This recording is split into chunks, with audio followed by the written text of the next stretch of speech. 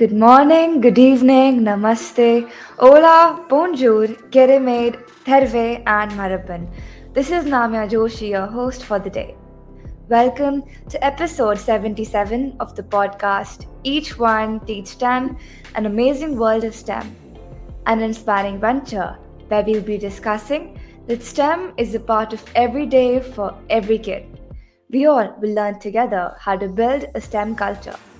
Well, for today, my guest is Risha Chaurasia, a teenage author and blogger from India, has penned two books titled Tales of Twinkle, Tweens and Truth.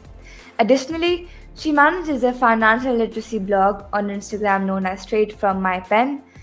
As a reading advocate, Risha actively promotes and loves reading and literature among the youth through workshops and events. Her efforts extend to fostering a passion for literature is evident in her commitment to organizing engaging activities and facilitating discussions. Notably, she champions the cause of financial literacy through her dedicated blog, contributing to a holistic approach to education and empowerment among young readers. Well, I'm really happy and honored to have you on my podcast, Risha. So, how are you doing today? I'm doing great. And thank you so much for that flattering introduction. And I'm so happy and so honored actually to be here. And thank you so much for giving me the opportunity to have this talk with you. And yes, thank you so much. The pleasure is all mine. We would love to know more about you and the work that you're doing. All right. So I'm Risha Chaurasia and I'm a 16-year-old high schooler from India. And I'm an author and a blogger and a literature advocate. And I've been writing since I was 8. So I wrote my first novel when I was 11, and it's called The Tales of Twinkling Tweens.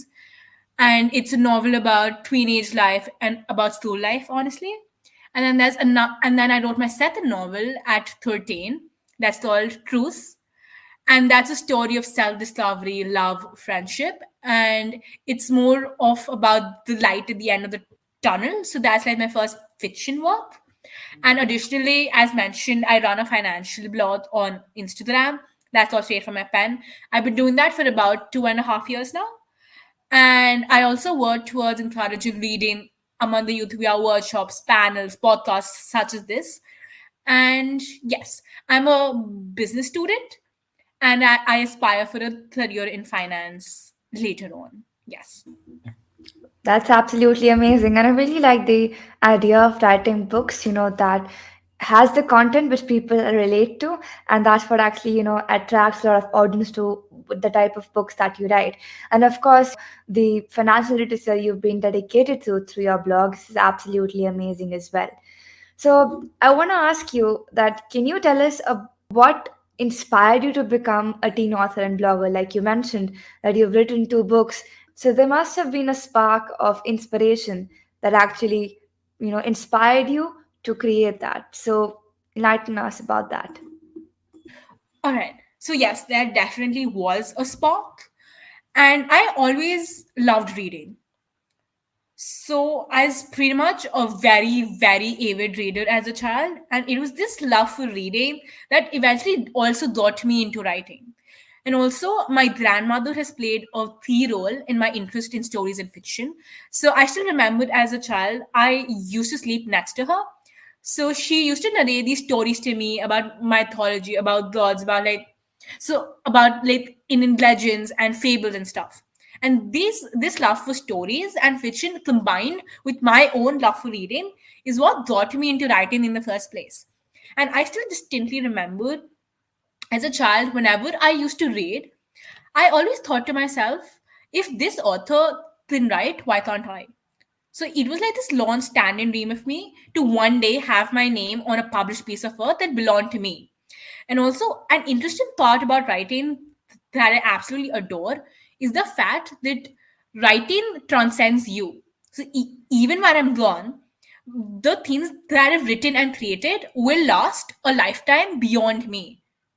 And like the fact that to contribute something to the world that I will forever be remembered by is also something that keeps me going. Yes. That is absolutely motivational for the audience who's listening to us right now. That you have always been an avid reader, and then from that reader, you always, wanted to become a writer as well because you've seen, different authors, books, and you wanted to envision yourself being an author one day. And absolutely, I would totally agree with the point you mentioned of, grandma narrating stories, because like so does like my grandma, like till date she's been telling me different stories about her past, real life experiences, and fiction stories. And that also reminded me of the book of Sudha Murthy, that is Grandma's Bag of Stories. I think that's what it was called. Like, even those kind of stories, like, always, encapsulate your attention and make you a writer as well, because you have so many ideas in your mind that you want to pen it down and share it with the world. Like you said, writing transcends you. So you're spreading a lot of information that is valuable as well as inspirational. Moving on to my next question for you. Your books, Tales of Twinkling Twins and Truth, have intriguing titles. So could you share a brief overview of each and the inspiration behind them? Yes, definitely. So let's talk about Tales of Twins first. So when I started writing, I actually had a blog on Facebook, which I ran through my mom's account, and it was called Risha Chaurasia. And then I used to frequently blog on there about like everything. So that was almost like an online journal of sorts. So like if something happened in school, I'd make a blog post about it. If there was certain news that I wanted to share, I'd write it down. And that's when, so the idea of actually publishing the novel was my mom's. So she saw me writing constantly, and I used to write poems, article, essays, just everything under the sun. And that's when she suggested that you write so much. You've always thought about like having a wanting to write down a book. So why don't you actually do one? And at that time, I genuinely thought that only adults could publish novels, and I didn't know that it was possible to publish at 11. But when my mom told me that that in fact is possible, that's when it just got like my wheels turning. And then once we had this idea in mind that we wanted to write something, but we didn't know what. So I remember me and my sister. I have a twin sister, Radhika. So me and her were at this library, and we were just going through books to like pick up, and I didn't find anything I liked. That's when I remember her telling me is that write the book you want to read. And that's something that I still try to follow till this day, because I also feel that when it comes to mainstream literature, tweens, so like a tween is somebody from the age group of 9 to 12, is highly ignored. So we have books for kids with like fables and fairy tales, and then we have books for teens with like romance and YA novels. But tweens are often neglected. And also the novels that we do have, such as Enid Blyton, are from like the Western point of view. So like that Indian teenage group is like highly ignored in mainstream literature. So that's what the idea of writing the book that I wanted to read is what led me to write Tales of Twinkling Tweens. So Tales of Twins and Tweens is actually a corpus of like articles, essays on school life, on friends and bullying that I've penned down over the years. So it's kind of like a tween's handbook through life. I also believe that teenage is like a very tough phase to go through, since like you're evolving, you're adapting, you're growing, and there's a lot of things happening around you that you don't understand. So like just having a guidebook or a handbook to guide you through that process is what led me to write Tales of Twinkling Tweens. And coming to truce, so truce actually means peace. So it means to attain peace with something. So truce is a story of five friends: Tia, Ron, Udit, Kyra, and Eddie. That's how we got the title as well. So like the first letter of each of the protagonist names makes up truce, building on the idea that these people have led each other to achieve truce with themselves. So the whole idea of the novel is that these people are like messed up, troubled teenagers with certain issues in life, such as self esteem issues, friendship issues, relationship issues. And it's their story of achieving peace with themselves and their issues. And it's about them growing into more confident, loving individuals. And they achieve this truth with themselves through the power of friendships and relationships. So it's all is a story about hope and about finding the light at the end of the tunnel. And yes, that's how truth came to be. And I credit the idea of truth to my friends. So I was randomly watching this movie with my friends, and I got this idea of like writing something on friendship. And I came back, I spoke about that with my mom, and like within an hour conversation, we came up with like this whole novel idea. And then we kept building on that gradually. It took us about an year to complete close. And yeah, it's just a story of friendship, love, and it's a story that's very, very personal to me as well. Yes. Absolutely amazing, I would say. When you talked about the book one, that was Tales of Twinkling Twins.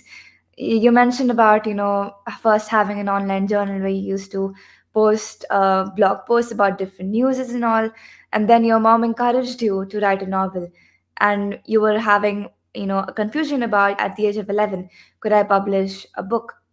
But that just made me realize that age is just a number to do something that you totally adore. And for you, it was publishing and writing a book. And when you talked about the point that write the book you want to read, it totally struck me that, yeah, like if somebody actually wants to do something about writing a book, be it fiction, non-fiction, this is something that they could keep in mind that, you should write something that you would actually want to read. Because in this way, you're actually kind of a reader who many people will also, come in the same category as. And that's how your book will relate to a lot of, people around you. And you also mentioned about, articles on school life published in this book. And the second book that you said was Truce, which are the main protagonists, like using the letter of the word truce as well, which is focusing upon issues like self esteem, relationship issues, friendship issues. But in the end, if we all come together as one, there's always the ray of hope that we can reach to.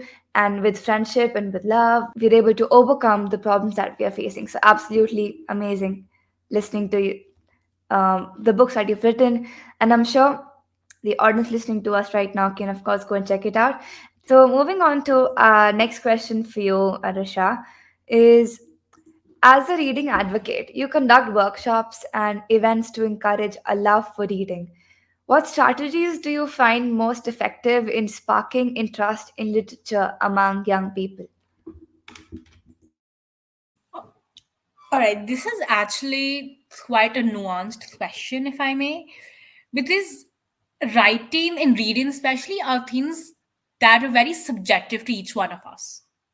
So, the kind of books that I might be into, you might not be into. And it's something that is very, very personal as well. But what I personally believe is that there's a writer in each one of us, and there's a reader in each one of us. It just some of us find that reader and some of us don't. And what's actually disheartening to me is to see that like our generation is drifting away from literature as far away as they could. So people are more into Netflix, Instagram, YouTube, that instead picking up a novel to read. And seeing that is what eventually got me like into advocating for reading. So I honestly believe that the best way is awareness. So you can't really force anyone to pick up a novel or read, but you can inspire them to be. So that's why I try to be like a role model for these people who want to start reading. And that's another issue that a lot of people faces is that they know that they want to start reading, but they don't know what to read. Because there's so much of content that's out there that they get lost. So that's what I do. I used to do like this recommendation list where I used to like post book reviews and books that I recommend reading. And I also believe that it's sort of like a ripple effect. So as you say, each one teach 10. So like each reader leads to 10 more readers being created. So like if you see your friend reading and you just casually just take that novel for them just out of interest. And then that interest leads you might also lead you to have an interest in reading.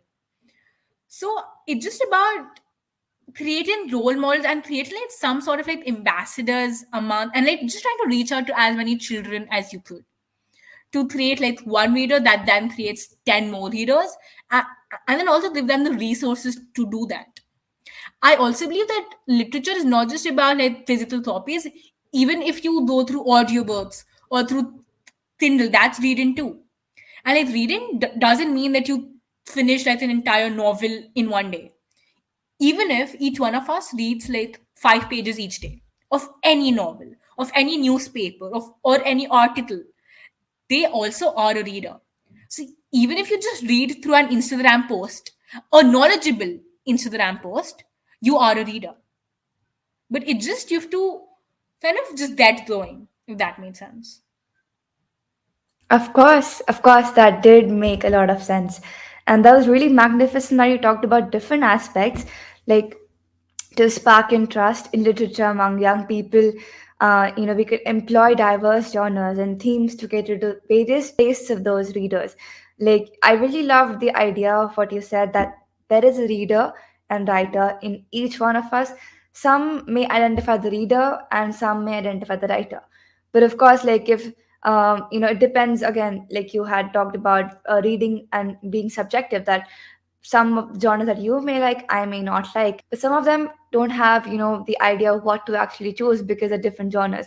So you can always be the role model to guide them across, what kind of books that they could actually read, make them go through quizzes.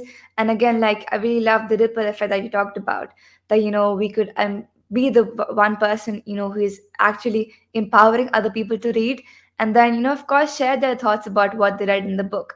And I also believe, like you said, about incorporating technology, such as interactive ebooks or audiobooks to make the reading experience more engaging, or introducing contemporary and culturally relevant literature to make the content more relatable, fostering a more positive reading environment, like by organizing book clubs, author visits, or even literary events.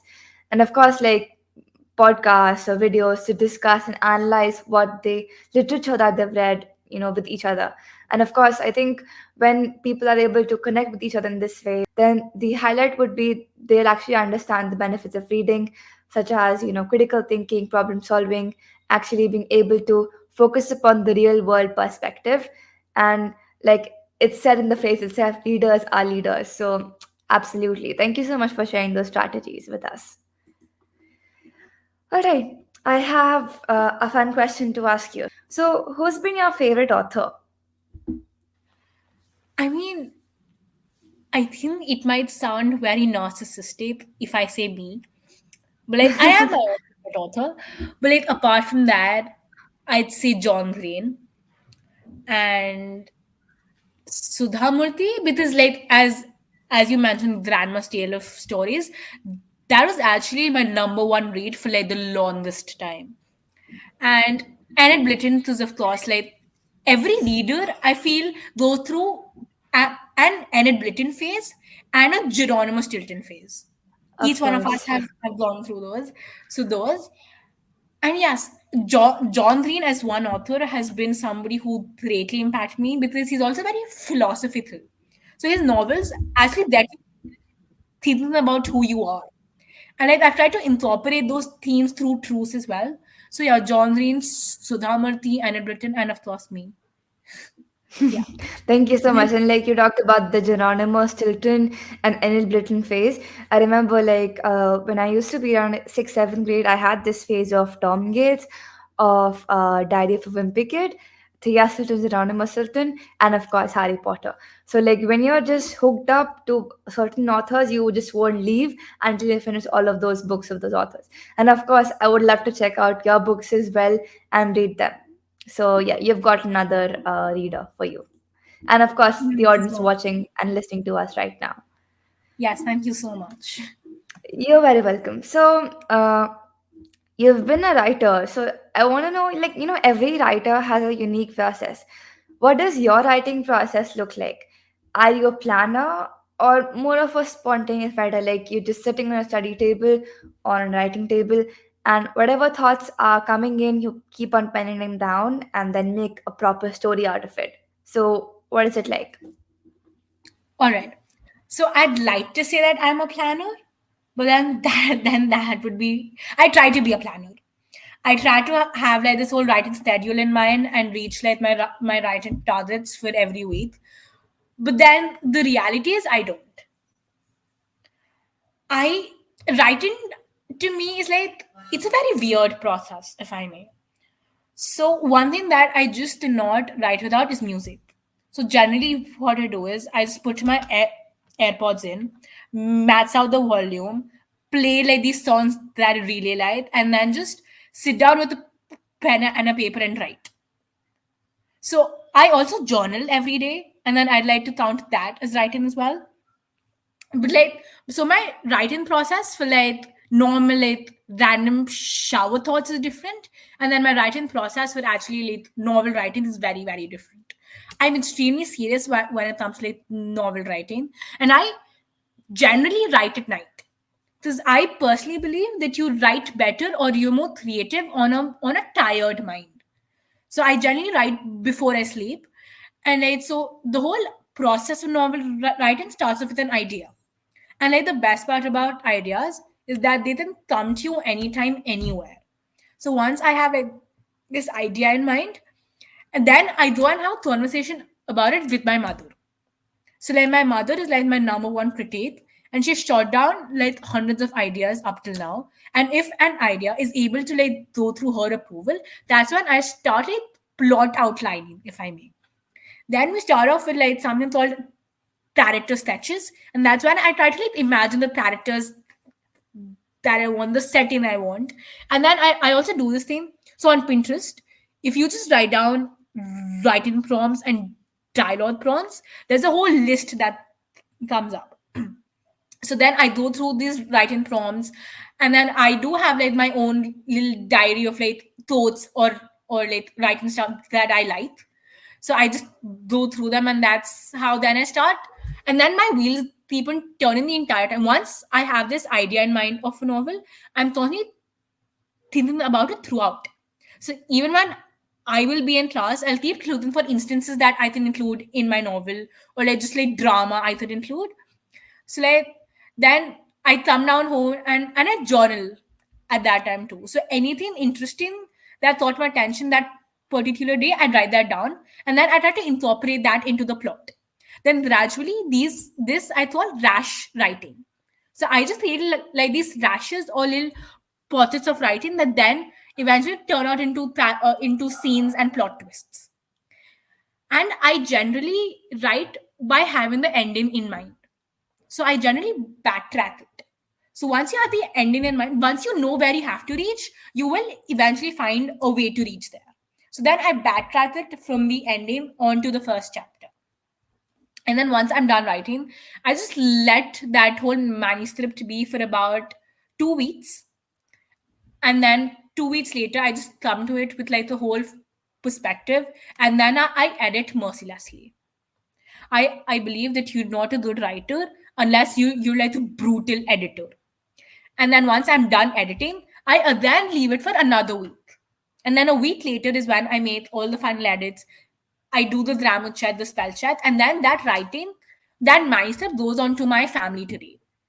Then once like my mom or my sister has read through, then manuscript is then once like it's finalized, if I may.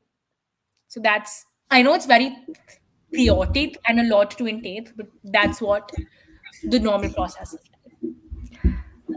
Absolutely, I would say like it's stimulating as well because I think having like different aspects of like you said chaotic. I won't say chaotic, but it has different aspects. Like one, like just remind me of bar diagram. Like just this one small circle in between and different lines going here and there. But again, connecting to one single point.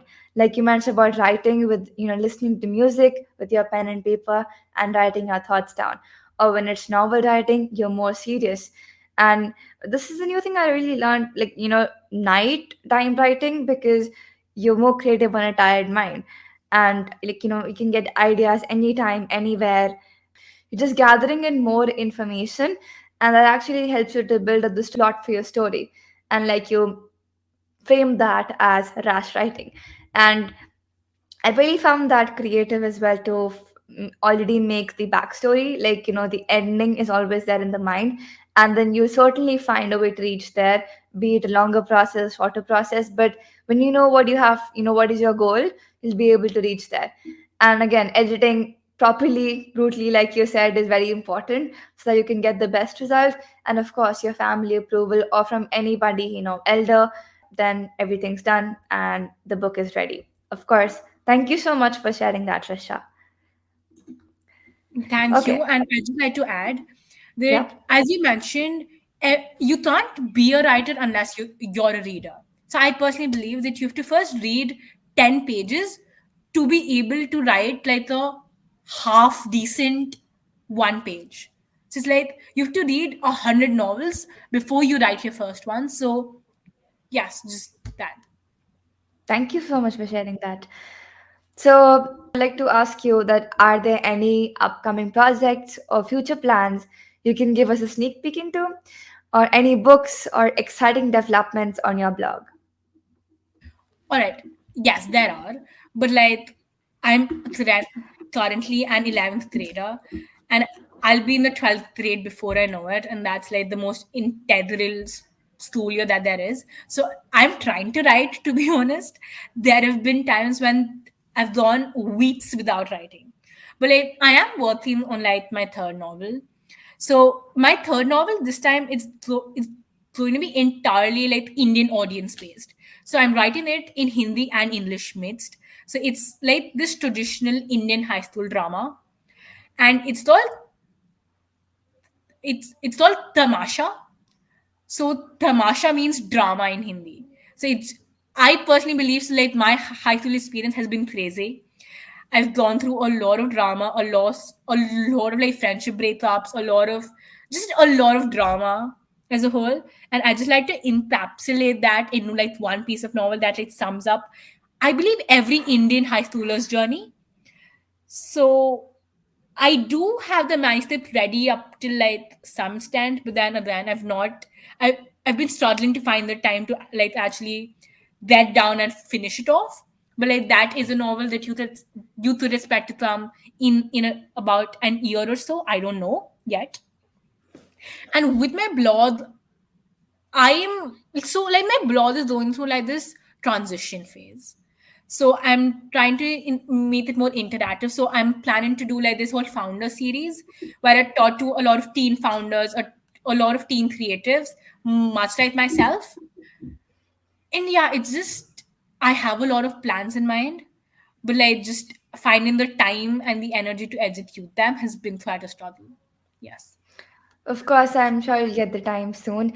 And about the book, I guess that's exactly, it goes back to the point you mentioned that you always write what you want to read. And again, like, soon in a couple of years, go through all the novels that you've written about your high school journey and all, about, about truths or tweens that you've written. So again, I think your novels are mostly about your experiences and of course, what people would actually relate to. So again, I think that's a plus point right there. All right. So in the end, I would just like to ask you where we can find you online. And for young individuals aspiring to become authors, what advice would you give them based on your journey so far? All right. First of all, you could find me everywhere online, and I'm not even kidding. So, like, I have an Instagram, LinkedIn, Twitter, X now, sorry, Threads, everything. So, I also have a website which is rarely used, to be honest. But like, just if you just type down my name on Google, you'll find all like my contact details, everything. And talking about advice, so there's always a two-pronged advice that I give to like aspiring authors or aspiring creatives. Number one is that to believe in yourself. It may sound very, very cliche, but the truth remains is that if you believe in yourself, only then will the world. There have been times when I didn't believe in myself as a writer, when I didn't believe in myself as an artist, as a creative. And like that is like one of the biggest regrets I have. And I also believe that nobody is a perfect writer, nobody is a perfect artist, and there's also this thing that we're over critical of our own work. I genuinely think that I'm the worst writer that there is, and everything I write is absolute crap. But that's what I think about it, when in fact the reality is far away from the truth. So, like, believe in yourself, believe in your abilities, and don't ever give up. I personally believe that hard work is like the boomerang that always comes back to you. So, like, work hard, don't give up, and please, please believe in yourself. And secondly, it's a advice that I myself try to practice is to read and write every single day. There is nothing that beats the consistency, and I also believe that hard work beats talent. You have to just go at it, just grind, honestly, just hustle towards your dreams every single day. And like, even if you want to read 5 pages, read 1 page, read half a page, just read. And like, write whatever you can. Just like, maybe write just like a sentence down, write a paragraph down. Just, if you read and write every day and you're committed to where you're going, you will get there. And I also strongly advise for anybody who wants to be a writer is to be a reader first. Read as much as you can and read whatever you can. Read fiction, non-fiction, self-help, dystopia, fantasy, romance, young adult. Read everything under the sun and just keep going and keep chasing your dreams. That's it. Thank you so much, Risha, for sharing that lovely message. And like you mentioned about, believing in yourself, it just reminded me of that quote, believe you can, and you're halfway there. So thank you so much, Risha. And listening to you today just reminded me of this fact that it is a writer who might catch the imagination of young people and plant a seed that will flower and come to fruition. So, once again, thank you so much for taking out your time and coming on my podcast to share lovely thoughts with the audience today. And I'm sure they're going to go back with amazing ideas about reading, about writing, and believing in ourselves. So, thank you so much once again. Thank you so much for having me. In fact, I mean, all the thanks, the gratitude is all to you. And I just like to tell you, Namya, that you inspire me too. So like everything that you're doing with like your podcast, and I keep seeing you on LinkedIn and all these like crazy achievements that you have. And just thank you for this podcast and thank you for everything you do. Yeah, just The thank you. pleasure is all mine. Thank you so much, Risha. And thank you everyone for joining and listening to this episode. And I will see you in the next one. Till then, each one, each 10, have a nice day.